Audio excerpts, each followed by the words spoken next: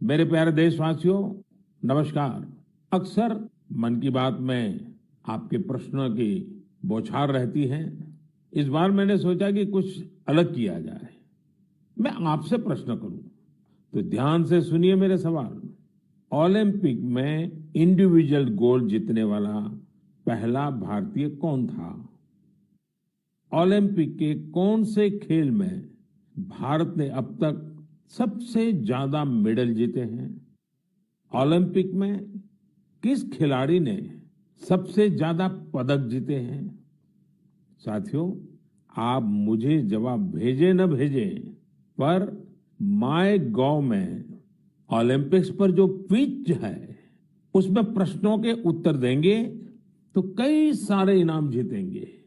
ऐसे बहुत सारे प्रश्न माय गॉव के रोड टू टोक्यो क्विज में है। आप रोड टू टोक्यो क्विज में भाग लें। भारत ने पहले कैसा परफॉर्म किया है, हमारी टोक्यो ओलंपिक्स के लिए अब क्या तैयारी है, ये सब खुद जाने और दूसरों को भी बताएं। मैं आप सबसे आग्रह करना चाहता हूं कि आप इस क्विज कंपटीशन में जरूर हिस्सा लीजिए। साथियों, जब बात टोक्यो ओलंपिक्स की हो रही हो, तो भला मिल्खा सिंह जी जैसे लेजेंडरी एथलीट को कौन भूल सकता है। कुछ दिन पहले ही कोरोना ने उन्हें हमसे छीन लिया। जब वे अस्पताल में थे तो मुझे उनसे बात करने का अवसर मिला था। बात करते हुए मैंने उनसे आग्रह किया था। मैंने कहा था कि आपने तो 1964 में टोक्यो ओलंपिक्स में भारत का प्रतिनिधित्व किया था, इसलिए इस बार जब हमारे खिलाड़ी ओलंपिक्स के लिए टोक्यो जा रहे हैं, तो आपको हमारे एथलीट्स का मनोबल बढ़ाना है, उन्हें अपने संदेश से प्रेरित करना है। वो खेल को लेकर इतना समर्पित और भावुक थे कि बीमारी में भी उन्होंने तुरंत ही इसके लिए हामी भर दी। लेकिन दुर्भाग्य से नियति को कुछ और मंजूर था। मुझे आज भी याद है, 2014 में वो सूरत आए थे। हम लोगों ने एक नाइट मैराथन का उद्घाटन किया था। उस समय उनसे जो गपशप हुई, खेलों के बारे में जो बात हुई, उससे मुझे भी बहुत प्रेरणा मिली थी। हम सब जानते हैं कि मिल्खा सिंह जी का पूरा परिवार स्पोर्ट्स को समर्पित रहा है, भारत का गौरव बढ़ाता रहा है। साथियों, जब टैलेंट, डेडिकेशन, डिटर्मिनेशन और स्पोर्ट्समैन स्पिरिट एक साथ मिलते हैं, तब जाकर कोई चैंपियन बनता है। हमारे देश में तो अधिकांश खिलाड़ी छोटे छोटे शहरों, कस्बों, गांवों से निकल करके आते हैं। टोक्यो जा रहे ओलंपिक दल में भी कई ऐसे खिलाड़ी शामिल हैं जिनका जीवन बहुत प्रेरित करता है। हमारे प्रवीण जाधव जी के बारे में आप सुनेंगे तो आपको भी लगेगा कि कितने कठिन संघर्षों से गुजरते हुए प्रवीण जी यहाँ पहुंचे हैं। प्रवीण जाधव जी महाराष्ट्र के सातारा जिले के एक गांव के रहने वाले हैं। वो आर्चरी के बेहतरीन खिलाड़ी हैं। उनके माता पिता मजदूरी कर परिवार चलाते हैं और अब उनका बेटा अपना पहला ओलंपिक्स खेलने टोक्यो जा रहा है। ये सिर्फ उनके माता पिता ही नहीं, हम सभी के लिए कितने गौरव की बात है। ऐसे ही एक और खिलाड़ी हैं हमारी नेहा गोयल जी। नेहा टोक्यो जा रही महिला हॉकी टीम की सदस्य हैं। उनकी माँ और बहनें साइकिल की फैक्ट्री में काम करके परिवार का खर्च जुटाती हैं। नेहा की तरह ही दीपिका कुमारी जी के जीवन का सफर भी उतार चढ़ाव भरा रहा है। दीपिका के पिता ऑटो रिक्शा चलाते हैं और उनकी माँ नर्स हैं। और अब देखिए, दीपिका अब टोक्यो ओलंपिक्स में भारत की तरफ से एकमात्र महिला तीरंदाज है। कभी विश्व की नंबर 1 तीरंदाज रही दीपिका के साथ हम सबकी शुभकामना है। साथियों, जीवन में हम जहां भी पहुंचते हैं, जितनी भी ऊंचाई प्राप्त करते हैं, जमीन से ये जुड़ाव हमेशा हमें अपनी जड़ों से बांधे रखता है। संघर्ष के दिनों के बाद मिली सफलता का आनंद भी कुछ और ही होता है। टोक्यो जा रहे हमारे खिलाड़ियों ने बचपन में साधनों संसाधनों की हर कमी का सामना किया, लेकिन वो डटे रहे, जुटे रहे। उत्तर प्रदेश के मुजफ्फरनगर की प्रियंका गोस्वामी जी का जीवन भी बहुत सीख देता है। प्रियंका के पिता बस कंडक्टर है। बचपन में प्रियंका को वो बैग बहुत पसंद था जो मेडल पाने वाली खिलाड़ियों को मिलता है। इसी आकर्षण में उन्होंने पहली बार रेस वॉकिंग प्रतियोगिता में हिस्सा लिया था। अब आज वो इसकी बड़ी चैंपियन है। जैवलिन थ्रो में भाग लेने वाले शिवपाल सिंह जी बनारस के रहने वाले हैं। शिवपाल जी का तो पूरा परिवार ही इस खेल से जुड़ा हुआ है। इनके पिता, चाचा और भाई सभी भाला फेंकने में एक्सपर्ट हैं। परिवार की यही परंपरा उनके लिए टोक्यो ओलंपिक्स में काम आने वाली है। टोक्यो ओलंपिक के लिए जा रहे हैं चिराग शेट्टी और उनके पार्टनर सात्विक साईराज का हौसला भी प्रेरित करने वाला है। हाल ही में चिराग के नाना जी का कोरोना से निधन हो गया था। सात्विक भी खुद पिछले साल कोरोना पॉजिटिव हो गए थे, लेकिन इन मुश्किलों के बाद भी ये दोनों मेंस डबल शटल कंपटीशन में अपना सर्वश्रेष्ठ देने की तैयारी में जुटे हैं। एक और खिलाड़ी से मैं आपका परिचय कराना चाहूंगा। यह है हरियाणा के भिवानी के मनीष कौशिक जी। मनीष जी खेती किसानी वाले परिवार से आते हैं। बचपन में खेतों में काम करते करते मनीष को बॉक्सिंग का शौक हो गया था। आज ये शौक उन्हें टोक्यो ले जा रहा है। एक और खिलाड़ी हैं सीए भवानी देवी जी। नाम भवानी है और ये तलवारबाजी में एक्सपर्ट है। चेन्नई के रहने वाली भवानी पहली भारतीय फेंसर है जिन्होंने ओलंपिक में क्वालिफाई किया है। मैं कहीं पढ़ रहा था कि भवानी जी की ट्रेनिंग जारी रहे, इसके लिए उनकी मां ने अपने गहने तक गिरवी रख दिए थे। साथियों, ऐसे तो अनगिनत नाम है, लेकिन मन की बात में मैं आज कुछ ही नामों का जिक्र कर पाया हूं। टोक्यो जा रहे हर खिलाड़ी का अपना संघर्ष रहा है, बरसों की मेहनत रही है। वो सिर्फ अपने लिए ही नहीं जा रहे, बल्कि देश के लिए जा रहे हैं। इन खिलाड़ियों को भारत का गौरव भी बढ़ाना है और लोगों का दिल भी जीतना है। और इसलिए मेरे देशवासियों, में आपको भी एक सलाह देना चाहता हूं। हमें जाने अनजाने में भी हमारे इन खिलाड़ियों पर दबाव नहीं बनाना है, बल्कि खुले मन से इनका साथ देना है। हर खिलाड़ी का उत्साह बढ़ाना है। सोशल मीडिया पर आप हैशटैग चीयर फॉर इंडिया के साथ अपने इन खिलाड़ियों को शुभकामनाएं दे सकते हैं। आप कुछ और भी इनोवेटिव करना चाहें तो वो भी जरूर करें। अगर आपको कोई ऐसा आइडिया आता है जो हमारे खिलाड़ियों के लिए देश को मिलकर करना चाहिए, तो वो आप मुझे जरूर भेजिएगा। हम सब मिलकर टोक्यो जाने वाले अपने खिलाड़ियों को सपोर्ट करेंगे। Cheer for India, cheer for India, cheer for India. मेरे प्यारे देशवासियों, कोरोना के खिलाफ हम देशवासियों की लड़ाई जारी है, लेकिन इस लड़ाई में हम सब साथ मिलकर कई असाधारण मुकाम भी हासिल कर रहे हैं। अभी कुछ दिन पहले ही हमारे देश ने एक अभूतपूर्व काम किया है। 21 जून को वैक्सीन अभियान के अगले चरण की शुरुआत हुई और उसी दिन देश ने 86 लाख से ज्यादा लोगों को मुफ्त वैक्सीन लगाने का रिकॉर्ड भी बना दिया, और वो भी एक दिन में। इतनी बड़ी संख्या में भारत सरकार की तरफ से मुफ्त वैक्सीनेशन, और वो भी एक दिन में, स्वाभाविक है इसकी चर्चा भी खूब हुई है। साथियों, एक साल पहले सबके सामने सवाल था कि वैक्सीन कब आएगी।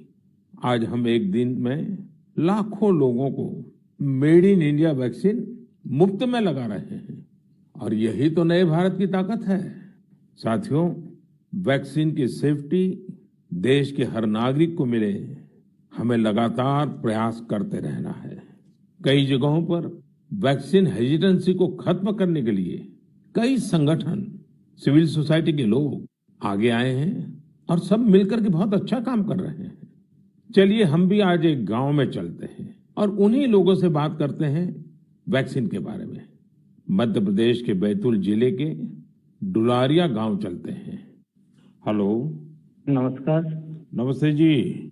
मेरा नाम राजेश हिरावे, ग्राम पंचायत डुलारिया, भीमपुर ब्लॉक। राजेश जी, मैंने फोन इसलिए किया कि मैं जानना चाहता था कि अभी आपके गांव में अब कोरोना की क्या स्थिति है। सर, यहाँ पे कोरोना की स्थिति तो अभी ऐसा कुछ नहीं है यहाँ।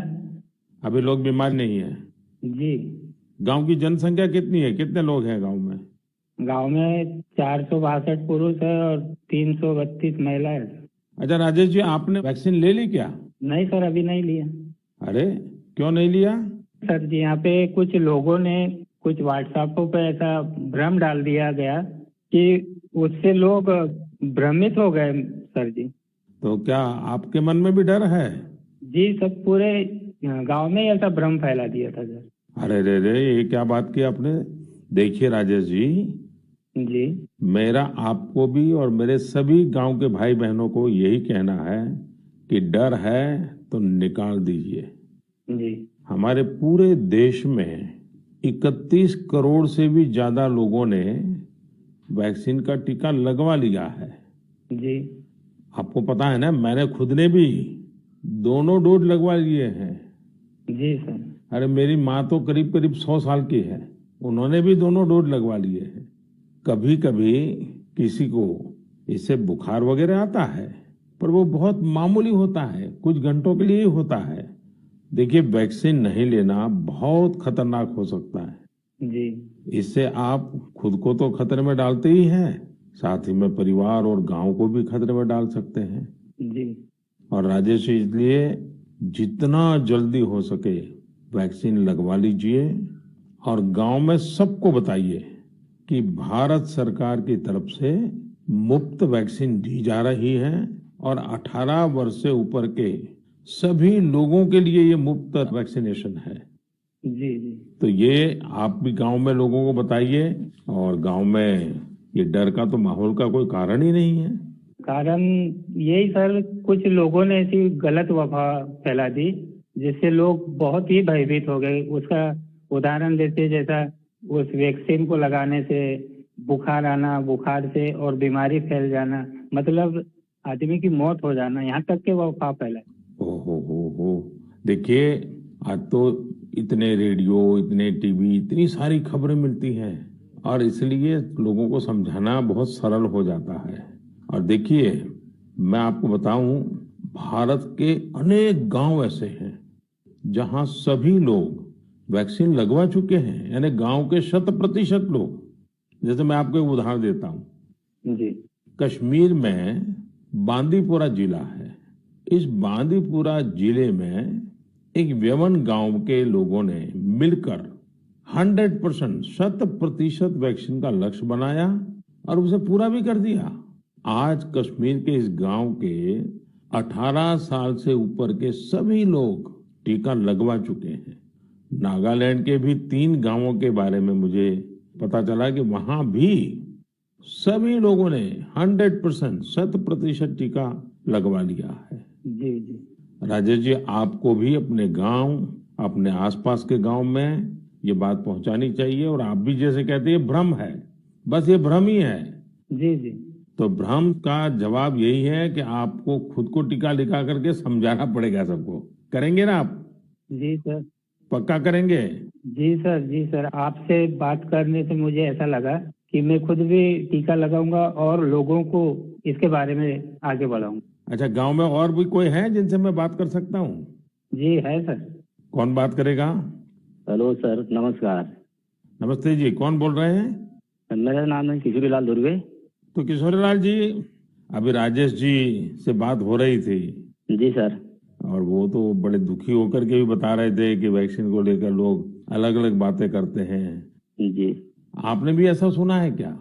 हाँ, सुना तो हूँ सर। वैसा क्या सुना है? क्योंकि यह है सर, ये पास में महाराष्ट्र है, तो उधर से कुछ रिश्तेदारी से जुड़े लोग, मतलब कुछ अफवाह फैला थे कि वैक्सीन लेने से लोग सब मर रहे हैं, कोई बीमार हो रहा है, इस तरह लोगों के पास ज्यादा भ्रम है सर, इसलिए नहीं ले रहे। नहीं, कहते क्या है, अब कोरोना चला गया ऐसा कहते हैं, जी कोरोना से कुछ नहीं होता ऐसा कहते हैं। नहीं, कोरोना चला गया नहीं बोलते सर, कोरोना तो है बोलते, लेकिन वैक्सीन जो लेते हैं उससे मतलब बीमारी हो रहा है और मर रहे, ये स्थिति बताते सर वो।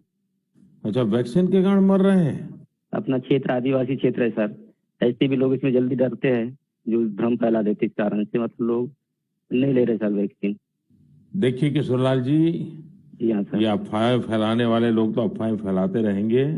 जी हमें तो जिंदगी बचानी है, अपने गांव वालों को बचाना है, अपने देशवासियों को बचाना है। और ये अगर कोई कहता है कि कोरोना चला गया तो ये भ्रम में मत रहिए। जी ये बीमारी ऐसी है, ये बहुरूपिये वाली है, जी सर।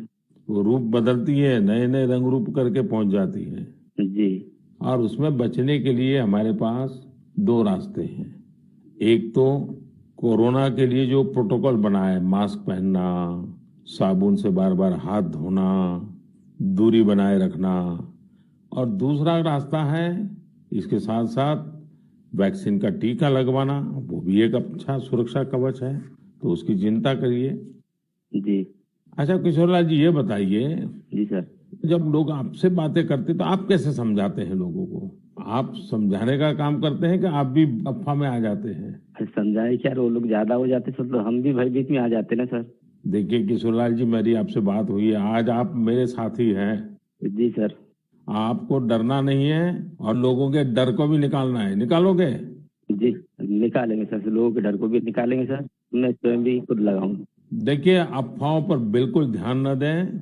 जी आप जानते हैं हमारे वैज्ञानिकों ने कितनी मेहनत करके वैक्सीन बनाई है। जी सर। साल भर रात दिन इतने बड़े बड़े वैज्ञानिकों ने काम किया है, और इसलिए हमें विज्ञान पे भरोसा करना चाहिए, वैज्ञानिकों पर भरोसा करना चाहिए, और ये झूठ फैलाने वाले लोगों को बार बार समझाना चाहिए कि देखिए भाई, ऐसा नहीं होता है, इतने लोगों ने वैक्सीन ले लिया है, कुछ नहीं होता है। जी और अफवाहों से बहुत बच करके रहना चाहिए, गांव को भी बचाना चाहिए। जी और राजेश जी, किशोरलाल जी, आप जैसे साथियों को तो मैं कहूंगा कि आप अपने ही गांव में नहीं और गांवों में भी इन अफवाहों को रोकने का काम कीजिए, और लोगों को बताइए मेरे से बात हुई है। जी सर। बता दीजिए, मेरा नाम बता दीजिए। बताएंगे सर, और समझाएंगे लोगों को, और स्वयं भी लेंगे। देखिए, आपके पूरे गांव को मेरी तरफ से शुभकामनाएं दीजिए, जी सर। और सभी से कहिए कि जब भी अपना नंबर आए जी वैक्सीन जरूर लगवाएं। ठीक है सर। मैं चाहूंगा कि गांव की महिलाओं को, हमारी माताओं बहनों को जी सर। इस काम में ज्यादा से ज्यादा जोड़िए और सक्रियता के साथ उनको साथ रखिए। जी कभी कभी माताएं बहनें बात कहती है ना, लोग जल्दी मान जाते हैं। जी आपके गांव में जब टीकाकरण पूरा हो जाए तो मुझे बताएंगे आप? हाँ बताएंगे सर। पक्का बताएंगे? जी देखिए, मैं इंतजार करूंगा आपकी चिट्ठी का। जी सर। चलिए राजेश जी, किशोर जी, बहुत बहुत धन्यवाद, आपसे बात करने का मौका मिला। धन्यवाद सर, आपने हम बात किया है, बहुत बहुत धन्यवाद आपको भी। साथियों, कभी न कभी ये विश्व के लिए केस स्टडी का विषय बनेगा कि भारत के गांव के लोगों ने, हमारे वनवासी आदिवासी भाई बहनों ने इस कोरोना काल में किस तरह अपने सामर्थ्य और सूझबूझ का परिचय दिया। गांव के लोगों ने क्वारंटाइन सेंटर बनाए, स्थानीय जरूरतों को देखते हुए कोविड प्रोटोकॉल बनाए, गांव के लोगों ने किसी को भूखा नहीं सोने दिया, खेती का काम भी रुकने नहीं दिया। नजदीक के शहरों में दूध, सब्जियां, ये सब हर रोज पहुंचता रहे, ये भी गांव ने सुनिश्चित किया। यानी खुद को संभाला, औरों को भी संभाला। ऐसे ही हमें वैक्सीनेशन अभियान में भी करते रहना है। हमें जागरूक रहना भी है और जागरूक करना भी है। गांव में हर एक व्यक्ति को वैक्सीन लग जाए, ये हर गांव का लक्ष्य होना चाहिए। याद रखिए, और मैं तो आपको खास रूप से कहना चाहता हूं, आप एक सवाल अपने मन में पूछिए। हर कोई सफल होना चाहता है, लेकिन निर्णायक सफलता का मंत्र क्या है? निर्णायक सफलता का मंत्र है निरंतरता। इसलिए हमें सुस्त नहीं पड़ना है, किसी भ्रांति में नहीं रहना है। हमें सतत प्रयास करते रहना है, कोरोना पर जीत हासिल करनी है। मेरे प्यारे देशवासियों, हमारे देश में अब मानसून का सीजन भी आ गया है। बादल जब बरसते हैं तो केवल हमारे लिए नहीं बरसते, बल्कि बादल आने वाली पीढ़ियों के लिए भी बरसते हैं। बारिश का पानी जमीन में जाकर इकट्ठा भी होता है, जमीन के जल स्तर को भी सुधारता है, और इसलिए मैं जल संरक्षण को देश सेवा का ही एक रूप मानता हूं। आपने भी देखा होगा, हम में से कई लोग इस पुण्य को अपनी जिम्मेदारी मानकर लगे रहे हैं। ऐसे ही एक शख्स हैं उत्तराखंड के पौड़ी गढ़वाल के सच्चिदानंद भारती जी। भारती जी एक शिक्षक हैं और उन्होंने अपने कार्यों से भी लोगों को बहुत अच्छी शिक्षा दी है। आज उनकी मेहनत से ही पौड़ी गढ़वाल के उफरैंखाल क्षेत्र में पानी का बड़ा संकट समाप्त हो गया। जहां लोग पानी के लिए तरसते थे, वहां आज साल भर जल की आपूर्ति हो रही है। साथियों, पहाड़ों में जल संरक्षण का एक पारंपरिक तरीका रहा है, जिसे चाल खाल भी कहा जाता है, यानी पानी जमा करने के लिए बड़ा सा गड्ढा खोदना। इस परंपरा में भारती जी ने कुछ नए तौर तरीकों को जोड़ दिया। उन्होंने लगातार छोटे बड़े तालाब बनवाए। इससे न सिर्फ उफरैंखाल की पहाड़ी हरी भरी हुई, बल्कि लोगों की पेयजल की दिक्कत भी दूर हो गई। आप ये जानकर हैरान रह जाएंगे कि भारती जी ऐसी 30,000 से अधिक जल तलैया बनवा चुके हैं। 30,000। उनका ये भगीरथ कार्य आज भी जारी है और अनेक लोगों को प्रेरणा दे रहे हैं। साथियों, इसी तरह यूपी के बांदा जिले में अंधाव गांव के लोगों ने भी एक अलग ही तरह का प्रयास किया है। उन्होंने अपने अभियान को बड़ा ही दिलचस्प नाम दिया है, खेत का पानी खेत में, गांव का पानी गांव में। इस अभियान के तहत गांव के कई 100 बीघे खेतों में ऊंची ऊंची मेड़ बनाई गई है। इससे बारिश का पानी खेत में इकट्ठा होने लगा और जमीन में जाने लगा। अब ये सब लोग खेतों की मेड़ पर पेड़ लगाने की भी योजना बना रहे हैं। यानी अब किसानों को पानी, पेड़ और पैसा तीनों मिलेगा। अपने अच्छे कार्यों से पहचान तो उनके गांव की दूर दूर तक वैसे भी हो रही है। साथियों, इन सभी से प्रेरणा लेते हुए हम अपने आसपास जिस भी तरह से पानी बचा सकते हैं, हमें बचाना चाहिए। मानसून के इस महत्वपूर्ण समय को हमें गंवाना नहीं है। मेरे प्यारे देशवासियों, हमारे शास्त्रों में कहा गया है, नास्ति मूलम अनौषधम, अर्थात पृथ्वी पर ऐसी कोई वनस्पति नहीं है जिसमें कोई न कोई औषधीय गुण न हो। हमारे आसपास ऐसे कितने ही पेड़ पौधे होते हैं जिनमें अद्भुत गुण होते हैं, लेकिन कई बार हमें उनके बारे में पता ही नहीं होता। मुझे नैनीताल से एक साथी भाई परितोष ने इस विषय पर एक पत्र भेजा है। उन्होंने लिखा है कि उन्हें गिलोय और दूसरी कई वनस्पतियों के इतने चमत्कारी मेडिकल गुणों के बारे में कोरोना आने के बाद ही पता चला।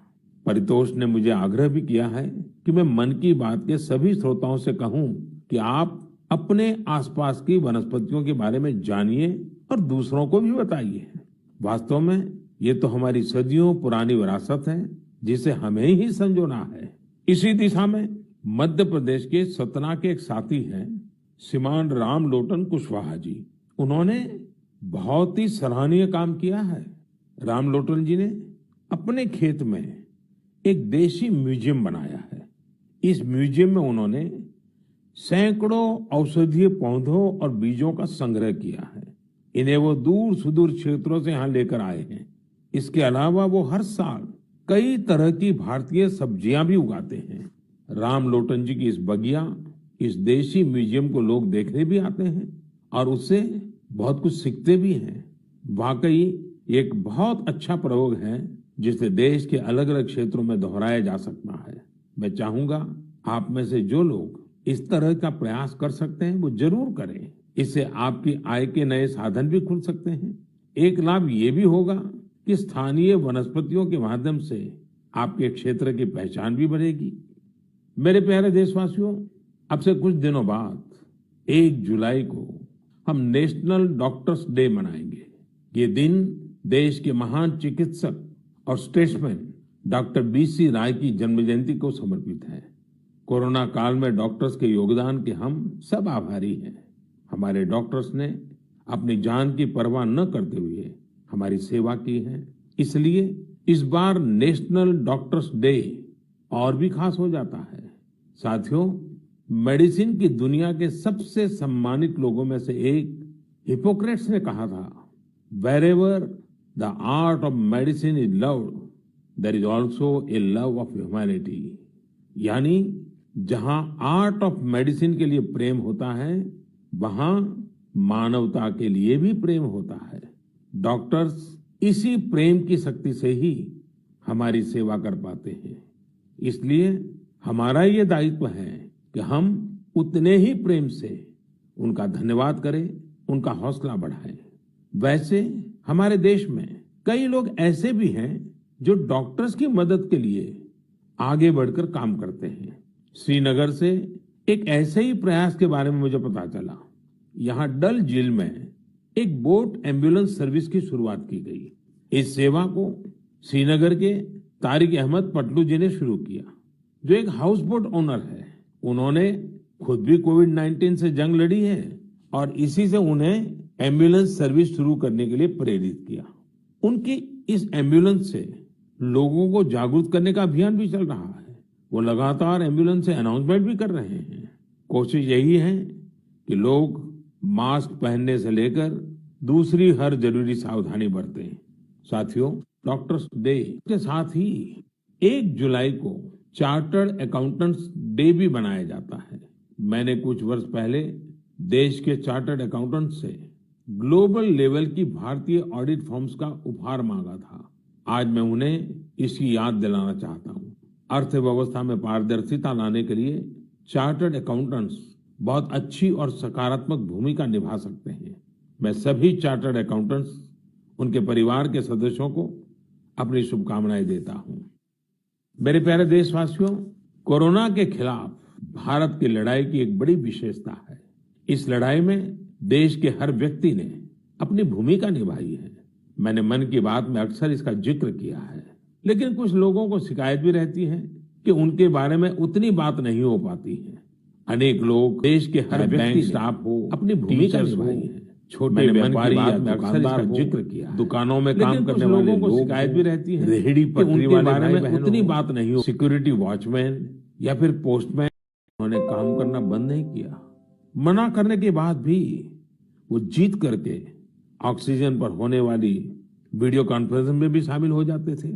देशवासियों की इतनी चिंता थी उन्हें, वो अस्पताल के बेड पर खुद की परवाह किए बिना देश के लोगों तक ऑक्सीजन पहुंचाने के लिए इंतजाम में जुटे रहे। हम सबके लिए दुखद है कि इस कर्मयोगी को भी देश ने खो दिया है। कोरोना ने उन्हें हमसे छीन लिया है। ऐसे अनगिनत लोग हैं जिनकी चर्चा कभी हो नहीं पाई। ऐसे हर व्यक्ति को हमारी श्रद्धांजलि यही होगी कि हम कोविड प्रोटोकॉल का पूरी तरह पालन करें, वैक्सीन जरूर लगवाएं। मेरे प्यारे देशवासियों, मन की बात की सबसे अच्छी बात यह है कि इसमें मुझसे ज्यादा आप सबका योगदान रहता है। अभी मैंने माय गॉव में एक पोस्ट देखी जो चेन्नई के थिरु आर गुरुप्रसाद जी की है। उन्होंने जो लिखा है वो जानकर आपको भी अच्छा लगेगा। उन्होंने लिखा है कि वो मन की बात प्रोग्राम के रेगुलर लिसनर है। गुरुप्रसाद जी की पोस्ट से अब मैं कुछ पंक्तियां कोट कर रहा हूं। उन्होंने लिखा है, जब भी आप तमिलनाडु के बारे में बात करते हैं तो मेरा इंटरेस्ट और भी बढ़ जाता है। आपने तमिल भाषा और तमिल संस्कृति की महानता, तमिल त्योहारों और तमिलनाडु के प्रमुख स्थानों की चर्चा की है। गुरुप्रसाद जी आगे लिखते हैं कि मन की बात में मैंने तमिलनाडु के लोगों की उपलब्धियों के बारे में भी कई बार बताया है। थिरुकुरल के प्रति आपके प्यार और थिरुवल्लुवर जी के प्रति आपके आदर का तो कहना ही क्या। इसलिए मैंने मन की बात में आपने जो कुछ भी तमिलनाडु के बारे में बोला है उन सबको संकलित कर एक ई बुक तैयार की है। क्या आप इस ई बुक को लेकर कुछ बोलेंगे और इसे नमो ऐप पर भी रिलीज करेंगे? धन्यवाद। ये मैं गुरु प्रसाद जी का पत्र आपके सामने पढ़ रहा था। गुरु प्रसाद जी, आपकी ये पोस्ट पढ़कर बहुत आनंद आया। अब आप अपनी ई बुक में एक और पेज जोड़ दीजिए। नान तमिल कला चारक्तिन पेरिय अभिमानी, नान उलगतलय पलमयान तमिल मोलियन पेरिय अभिमानी। उच्चारण का दोष अवश्य होगा, लेकिन मेरा प्रयास और मेरा प्रेम कभी भी कम नहीं होगा। जो तमिल भाषी नहीं है उन्हें मैं बताना चाहता हूँ, गुरु प्रसाद जी को मैंने कहा है, मैं तमिल संस्कृति का बहुत बड़ा प्रशंसक हूँ। मैं दुनिया की सबसे पुरानी भाषा तमिल का बड़ा प्रशंसक हूँ। साथियों, हर हिंदुस्तानी को विश्व की सबसे पुरातन भाषा हमारे देश की है, इसका गुणगान करना ही चाहिए, उस पर गर्व महसूस करना चाहिए। मैं भी तमिल को लेकर बहुत गर्व करता हूँ। गुरु प्रसाद जी, आपका ये प्रयास मेरे लिए एक नई दृष्टि देने वाला है, क्योंकि मैं मन की बात करता हूँ तो सहज सरल तरीके से अपनी बात रखता हूँ। मुझे नहीं मालूम था कि इसका ये भी एक एलिमेंट था। आपने जब पुरानी सारी बातों को इकट्ठा किया तो मैंने भी उसे एक बार नहीं बल्कि 2 बार पढ़ा। गुरु प्रसाद जी, आपकी इस बुक को मैं नमो ऐप पर जरूर अपलोड करवाऊंगा। भविष्य के प्रयासों के लिए आपको बहुत बहुत शुभकामनाएं। मेरे प्यारे देशवासियों, आज हमने कोरोना की कठिनाइयों और सावधानियों पर बात की। देश और देशवासियों की कई उपलब्धियों पर भी चर्चा की। अब एक और बड़ा अवसर भी हमारे सामने है। 15 अगस्त भी आने वाला है। आजादी के 75 वर्ष का अमृत महोत्सव हमारे लिए बहुत बड़ी प्रेरणा है। हम देश के लिए जीना सीखें। आजादी की जंग देश के लिए मरने वालों की कथा है। आजादी के बाद के इस समय को हमें देश के लिए जीने वालों की कथा बनाना है। हमारा मंत्र होना चाहिए इंडिया फर्स्ट। हमारे हर फैसले, हर निर्णय का आधार होना चाहिए इंडिया फर्स्ट। साथियों, अमृत महोत्सव में देश ने कई सामूहिक लक्ष्य भी तय किए हैं। जैसे हमें अपने स्वाधीनता सेनानियों को याद करते हुए उनसे जुड़े इतिहास को पुनर्जीवित करना है। आपको याद होगा कि मन की बात में मैंने युवाओं से स्वाधीनता संग्राम पर इतिहास लेखन करके शोध करने इसकी अपील की थी। मकसद ये था कि युवा प्रतिभाएं आगे आए, युवा सोच, युवा विचार सामने आए, युवा कलम नई ऊर्जा के साथ लेखन करे। मुझे ये देखकर बहुत अच्छा लगा कि बहुत ही कम समय में 2500 से ज्यादा युवा इस काम को करने के लिए आगे आए हैं। साथियों, दिलचस्प बात यह है, 19वीं 20वीं शताब्दी के जंग की बात तो आमतौर पर होती रहती है, लेकिन खुशी इस बात की है कि 21वीं सदी में जो युवा पैदा हुए हैं, 21वीं सदी में जिनका जन्म हुआ है, ऐसे मेरे नौजवान साथियों ने 19वीं और 20वीं शताब्दी की आजादी की जंग को लोगों के सामने रखने का मोर्चा संभाला है। इन सभी लोगों ने माईगॉव पर इसका पूरा ब्यौरा भेजा है। ये लोग हिंदी, इंग्लिश, तमिल, कन्नड़ा, बांग्ला, तेलुगु, मराठी, मलयालम, गुजराती ऐसी देश की अलग अलग भाषाओं में स्वाधीनता संग्राम पर लिखेंगे। कोई स्वाधीनता संग्राम से जुड़े रहे अपने आसपास के स्थानों की जानकारी जुटा रहा है, तो कोई आदिवासी स्वाधीनता सेनानियों पर किताब लिख रहा है। एक अच्छी शुरुआत है। मेरा आप सभी से अनुरोध है कि अमृत महोत्सव से जैसे भी जुड़ सकते हैं जरूर जुड़े। ये हमारा सौभाग्य है कि हम आजादी के 75 वर्ष के पर्व का साक्षी बन रहे हैं। इसलिए अगली बार जब हम मन की बात में मिलेंगे तो अमृत महोत्सव की और तैयारियों पर भी बात करेंगे। आप सब स्वस्थ रहिए, कोरोना से जुड़े नियमों का पालन करते हुए आगे बढ़िए। अपने नए नए प्रयासों से देश को ऐसे ही गति देते रहिए। इन्हीं शुभकामनाओं के साथ